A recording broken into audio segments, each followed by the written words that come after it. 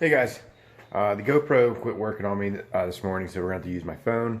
So the video quality might not be there, but either way, we are back at it. We're going to put the seal in. We're going to clean everything up. Well, first we're going to clean everything up really well with some brake clean, put the seal in, and put everything back together. Hopefully, being that it's nice out, somewhat nice, we'll be able to get some better lighting in here and see exactly what's going on. And I was wondering, just kind of looking at it, I was wondering if there's anything else behind that seal, and there shouldn't be, because the seal's going to like seal up against here, and then you got this much of a gap, and then the bearings are going to set up against here. So yeah, that's where the gap is that I was wondering about. Like I said, we're going to clean this up. Leaked a little bit of oil out throughout the night. That was just from it sitting yesterday all day. So we got some oil and some grease we're going to put back in it, and we'll see how it goes. Okay, the new seal's in, and it's a little difficult to do with the rotor on. It's obviously possible, but pushing it down, make sure you try to get it even. If you have something that's this exact size, and you know, to hammer on it gently down in, that's obviously the best bet. That's what I did, and you'll hear it. Once you can't really see if you hit the bottom of it, you can't really like see if you got it seated, but you'll just gotta listen. If you listen to it, you'll hear it. The noise change whenever you bottom out, so then you know you're seated. So yeah, now I'm going to put a little bit of grease on here, on the lip here, because on the inside there's a spring. I want to make sure everything goes in nicely. The bearing, I also put in some gear oil, loaded the bearings up with some oil, so nothing's going in dry. And as you can see, the rotors got a little bit of crap on them, but we're going to spray them off one more time with some brake clean. And then we're going to put everything back together after we spray that all down too. Okay, so as you can see, the rotor's back on. We're going to clean that up a little bit more since I got my handprints on it. Bearing is inside, and now we are going to be putting this back in. And now I can actually see, you can see inside of it, it's got little teeth, and these spin and lock and fun stuff. So what we're going to do is we're going to screw this on. Again, this is right hand thread because it's on this side of the truck. You thread this on, and then you torque it down, and I'll show you that procedure here.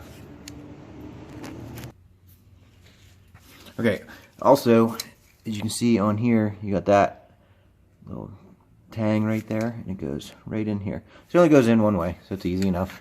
And like I said, you put that in there, and then you got to thread these on, which is going to be fun with one hand, trying to get it to hit. Yeah, either way, let me use two hands here, make sure everything's nice and straight, and then I'll show you how to torque this down. Alright, being that I don't have my GoPro, this is very difficult to hold my camera, well, my phone, and record this. But now it is torqued down to 60 foot-pounds. What you do is you torque it to 60 foot-pounds, and then being we're using used bearings, you take it back 7 clicks. So like I showed earlier in the video, these rotate back a little bit and they make clicking noises because they have teeth inside here. And like I said, used bearings, you go back 7 clicks. New bearings, if you're putting new bearings and races in, you want to go back 5. So I'm going to do that. Like I said, can't do it really with my phone because I can't use one hand while doing it and make sure it's correct. So bear with me here. Okay, got a little bit of a time jump here. We got the rear axle back in, everything torqued down. There's a seal, at least on this one, there's a seal on the back. I put a little bit of RTV with the seal and torqued them down. Those bolts got some Loctite on them, they're torqued down. The only ones we haven't tightened down are the main ones for the bracket here, which they get torqued to like 100 foot-pounds, which is very tight. A little bit of Loctite on those as well. What else do we got? Oh, I cleaned up the brake pads. I got to clean up this a little bit more. And what I did was, sorry, like I said, I'm using my phone. So I got the cat laying down, relaxing. But either way, what we did was on the pads, since they had a bunch of crap all over them, I cleaned them all off, and then took a little bit of sandpaper, took the glaze off them. You don't need to go hog wild on it. You just do a little bit. Get the glaze off of it. Put everything back together. They are getting replaced, just not today. So again, Everything's back in. I'm not going to show you how to put the wheels and everything back on, but they do get torqued to like 150 foot-pounds, which is crazy. But I'm also going to put anti-seize on around, not on the threads, but around everything, so that when we need to replace the pads, everything should come right back off pretty easily. So like I said, guys, if you like it, give it a big thumbs up. Cat's enjoying a little bit of love and attention today.